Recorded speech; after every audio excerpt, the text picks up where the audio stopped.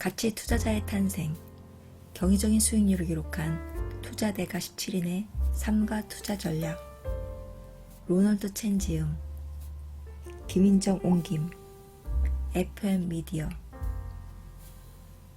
5장 가치 투자 거인의 어깨 위에서 윌리엄 브라운. 통계와 그 너머.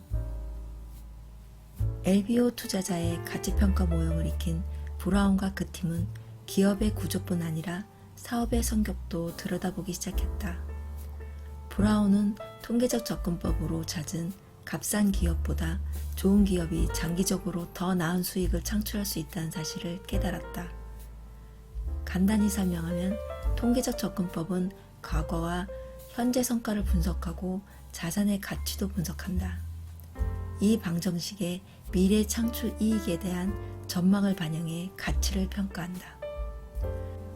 그레이엄의 방식과 달리 이 새로운 접근법은 약품의 특허, 상표명, 가격 결정력 같은 무형자산도 기업의 가치에 반영한다. 통계적 접근법으로 사업 외적 요소에서 가치를 창출하는 값싼 기업을 발견할 수도 있습니다. 많은 현금을 보유했거나 가치가 큰 자산을 보유한 기업이죠.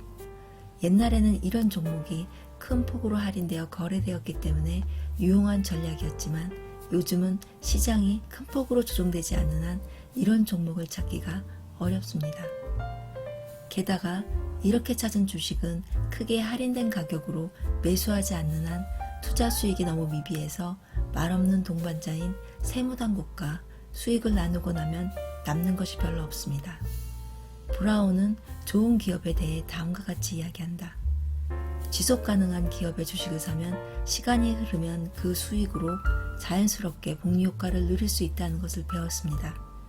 너무 자주 매매할 필요도 없고 주식시장이 하루하루 변동하는 것에 신경을 덜 써도 된다는 것도 배웠습니다. 그러려면 무엇보다 주식은 기업의 소유권이라는 개념을 믿어야 합니다. 좋은 기업을 찾았을 때의 장점은 오랫동안 가져갈 수 있다는 것입니다. 좋은 기업은 유기적이고 적응력이 뛰어나고 자체적으로 이익을 재투자할 수 있습니다.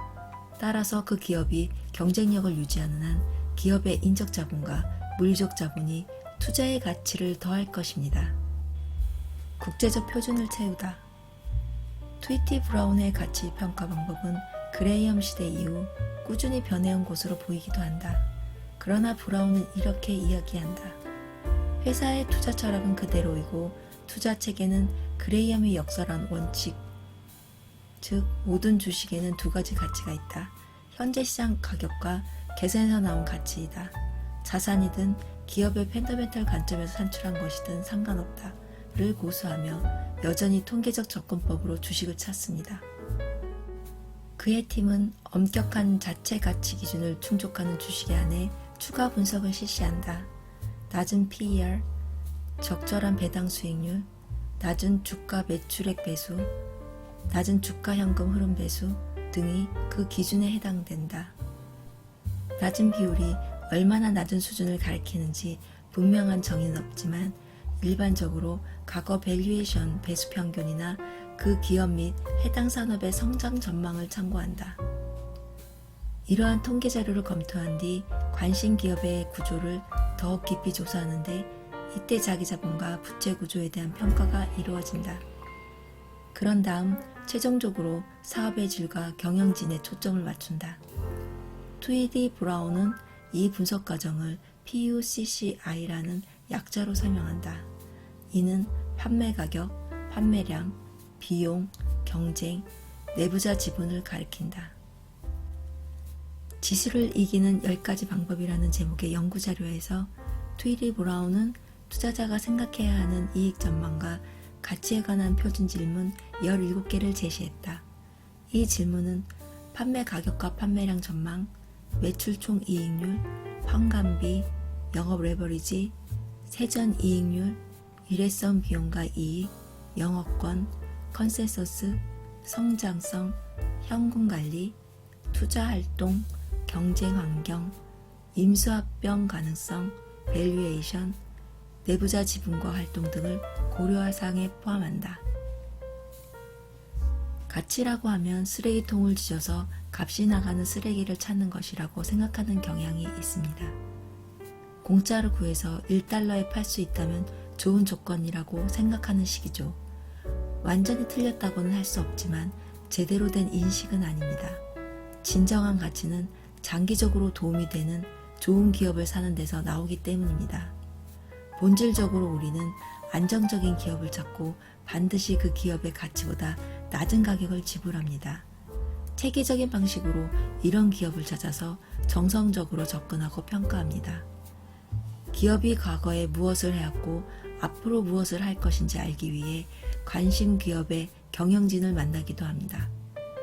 그러나 그런 만남이 투자의 전제 조건은 아니다. 기업의 본질에 더 신경을 씁니다.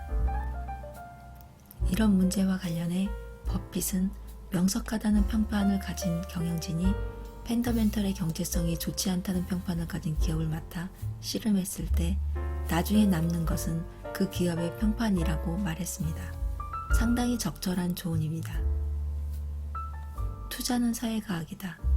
브라운은 투자가 자연과학이 아니라 사회과학이라고 믿는다. 투자는 사람에 의해 추진되고 사람은 대부분 비이성적입니다. 투자에서 할 일은 시장에서 살아남을 가능성이 높은 기업을 찾는 것입니다. 그런 다음 적절한 가격에 매수하는 방법을 적용하면 틀릴 때보다 오를 때가 더 많습니다. 많은 사람이 직관에 따라 투자합니다. 논지를 뒷받침할 근거도 없이 지금이 적절한 시기라거나 상승세라고 생각해 주식을 삽니다. 트위디 브라운에서 우리는 투자 프로세스를 구축합니다. 이 프로세스가 이상적인 것은 이전 가능하며 언제 어디서든 적용할 수 있다는 것입니다. 논리가 시대에 구애받지 않고 보편적이기 때문입니다. 사업의 펀더멘털, 기업 경영진, 심지어 정부 규제도 바뀔 수 있고 그에 따른 주가 변동은 투자자의 감정에 영향을 미칩니다. 불변의 자연법칙 같은 것은 없습니다. 다만 투자자가 수용하고 내재한 것을 토대로 설득력 있는 논리와 투자에 대한 이해를 구축하는 프로세스는 있을 수 있습니다. 모두가 똑같이 생각하면 모두가 틀릴 가능성이 있다라는 말이 있다.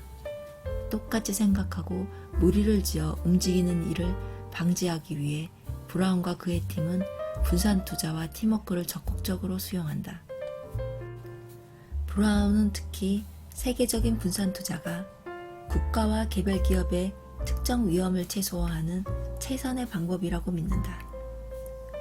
집중 투자 포트폴리오를 선호하는 일부 투자자와 달리 브라운과 그의 팀은 미래의 어떤 것도 확신할 수 없다라는 메시지를 투자자에게 전달한다. 분산은 보유한 특정 투자 대상의 불리한 움직임에 대비하는 방법이다.